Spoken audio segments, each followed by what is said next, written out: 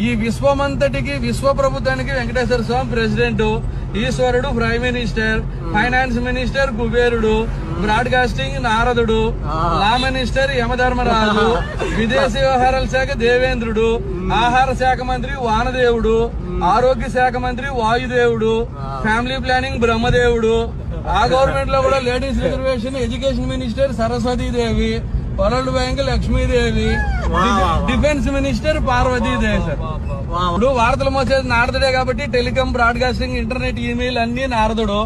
యమధర్మరాజుకి ఏం పని? కోటీశ్వరుడు టైం అయినా తీసుకెళ్తాడు, కూల్ చేసుకునేవాడు టైం అయినా తీసుకెళ్తాడు.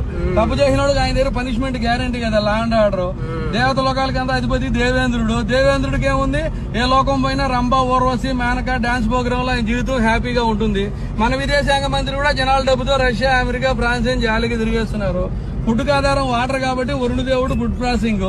మన బాడీలో ఉండే శ్వాసే కదా, ముక్కు మూసుకుంటే ప్రాణం పోతుంది. వాయుదేవుడు హెల్త్, చదువులు తల్లి సరస్వతి, దేశానికి రక్షణ కావాలి శక్తి స్వరూపిణి పార్వతి డిఫెన్స్.